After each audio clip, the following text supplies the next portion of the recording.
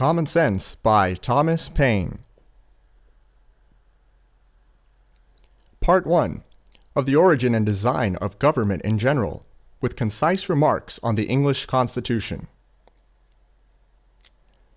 Some writers have so confounded society with government as to leave little or no distinction between them, whereas they are not only different, but have different origins. Society is produced by our wants, and government by our wickedness. The former promotes our happiness positively, by uniting our affections, the latter negatively, by restraining our vices. The one encourages intercourse, the other creates distinctions. The first is a patron, the last a punisher. Society in every state is a blessing, but government, even in its best state, is but a necessary evil. In its worst state, an intolerable one. For when we suffer, or are exposed to the same miseries by a government, which we might expect in a country without government, our calamity is heightened by reflecting that we furnish the means by which we suffer. Government, like dress, is a badge of lost innocence. The palaces of kings are built upon the ruins of the bowers of paradise. For were the impulses of conscience clear, uniform, and irresistibly obeyed, man would need no other lawgiver. But that not being the case, he finds it necessary to surrender up a part of his property to furnish means for the protection of the rest. And this he is induced to do by the same prudence which in every other case advises him, out of two evils, to choose the least. Wherefore security being the true design and end of government, it unanswerably follows that whatever form thereof appears most likely to ensure it to us, with the least expense and greatest benefit, is preferable to all others. In order to gain a clear idea and just idea of the design and end of government, let us suppose a small number of persons settled in some sequestered part of the earth, unconnected with the rest.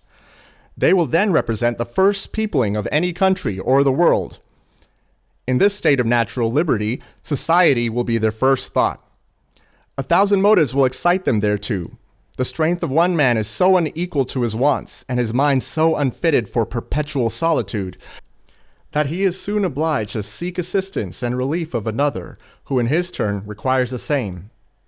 4 or 5 united would be able to raise a tolerable dwelling in the midst of a wilderness, but one man might labor out the common period of life without accomplishing anything.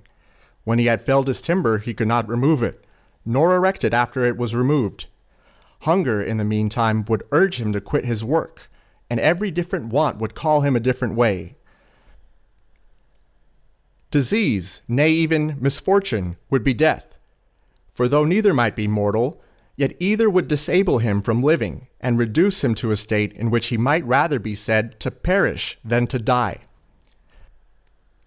Thus necessity, like a gravitating power, would soon form our newly arrived emigrants into society, the reciprocal blessings of which would supersede and render the obligations of law and government unnecessary, while they remain perfectly just to each other.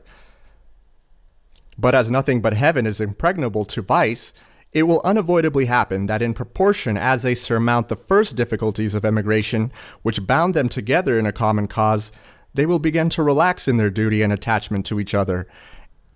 And this remissness will point out the necessity of establishing some form of government to supply the defect of moral virtue. Some convenient tree will afford them a state house, under the branches of which the whole colony may assemble to deliberate on public matters.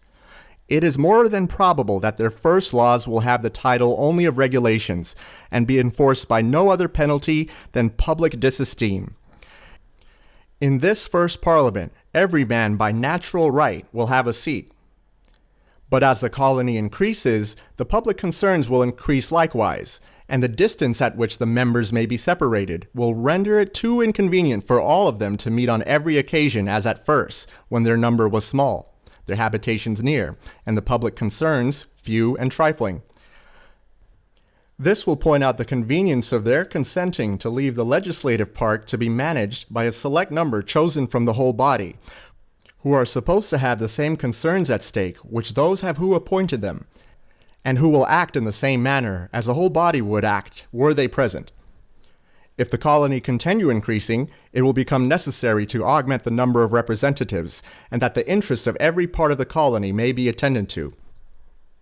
It will be found best to divide the whole into convenient parts, each part sending its proper number, and that the elected might never form to themselves an interest separate from the electors. Prudence will point out the propriety of having elections often, because as the elected might by that means return and mix again with the general body of the electors in a few months, their fidelity to the public will be secured by the prudent reflection of not making a rod for themselves. And this frequent interchange will establish a common interest with every part of the community. They will mutually and naturally support each other, and on this, not on the unmeaning name of a king, depends the strength of government and the happiness of the governed. Here then is the origin and rise of government, namely, a mode rendered necessary by the inability of moral virtue to govern the world. Here too is the design and end of government, viz., freedom and security. And however our eyes may be dazzled with show, or our ears deceived by sound, however prejudice may warp our wills, or interest darken our understanding, the simple voice of nature and reason will say, "It is right." I draw my idea of the form of government from a principle in nature which no art can overturn, viz., that the more simple anything is, the less liable it is to be disordered, and the easier repaired when disordered. And with this maxim in view, I offer a few remarks on the so much boasted Constitution of England. That it was noble for the dark and slavish times in which it was erected, is granted. When the world was overrun with tyranny, the least removed therefrom was a glorious rescue. But that it is imperfect, subject to convulsions, and incapable of producing what it seems to promise is easily demonstrated. Absolute governments, though the disgrace of human nature, have this advantage with them. They are simple. If the people suffer, they know the head from which their suffering springs, know likewise the remedy, and are not bewildered by a variety of causes and cures. But the Constitution of England is so exceedingly complex that the nation may suffer for years together without being able to discover in which part the fault lies. Some will say in one, and some in another, and every political physician will advise a different medicine. I know it is difficult to get over local or long-standing prejudices. Yet if we will suffer ourselves to examine the component parts of the English Constitution, we shall find them to be the base remains of two ancient tyrannies, compounded with some new republican materials. First, the remains of monarchical tyranny in the person of the king. Secondly, the remains of aristocratical tyranny in the persons of the peers. Thirdly, the new republican materials in the persons of the commons, on which virtue depends the freedom of England. The two first, by being hereditary, are independent of the people, wherefore, in a constitutional sense, they contribute nothing towards the freedom of the state. To say that the Constitution of England is a union of three powers, reciprocally checking each other, is farcical. Either the words have no meaning, or they are flat contradictions. First, that the king is not to be trusted without being looked after, or in other words, that a thirst for absolute power is a natural disease of monarchy. Secondly, that the commons, by being appointed for that purpose, are either wiser or more worthy of confidence than the crown. But as the same constitution which gives the commons a power to check the king by withholding the supplies, gives afterwards the king a power to check the commons, by empowering him to reject other bills, it again supposes that the king is wiser than those whom it is already supposed to be wiser than him, a mere absurdity. There is something exceedingly ridiculous in the composition of a monarchy. It first excludes a man from the means of information, yet empowers him to act in cases where the highest judgment is required. The state of a king shuts him from the world, yet the business of a king requires him to know it thoroughly, wherefore the different parts, by unnaturally opposing and destroying each other, prove the whole character to be absurd and useless. Some writers have explained the English Constitution thus: the king, say they, is one, the people another. The peers are a house in behalf of the king, the commons in behalf of the people. But this hath all the distinctions of a house divided against itself.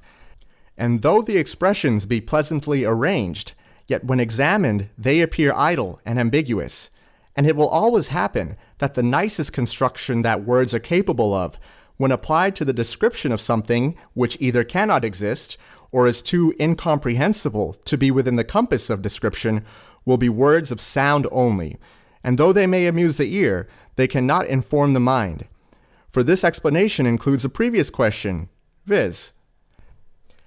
How came the king by a power which the people are afraid to trust, and always obliged to check? Such a power could not be the gift of a wise people, neither can any power which needs checking be from God. Yet the provision which the Constitution makes supposes such a power to exist. But the provision is unequal to the task. The means either cannot or will not accomplish the end. And the whole affair is a fellow to say, for as the greater weight will always carry up the less, and as all the wheels of a machine are put in motion by one, it only remains to know which power in the Constitution has the most weight, for that will govern, and though the others, or part of them, may clog, or, as the phrase is, check the rapidity of its motion, yet so long as they cannot stop it, their endeavors will be ineffectual. The first moving power will at last have its way, and what it wants in speed is supplied by time. That the crown is this overbearing part in the English Constitution need not be mentioned, and that it derives its whole consequences merely from being the giver of places and pensions is self-evident. Wherefore, though we have been wise enough to shut and lock a door against absolute monarchy, we at the same time have been foolish enough to put the crown in possession of the key. The prejudice of Englishmen in favor of their own government by king, lords, and commons arises as much or more from national pride than reason. Individuals are undoubtedly safer in England than in some other countries.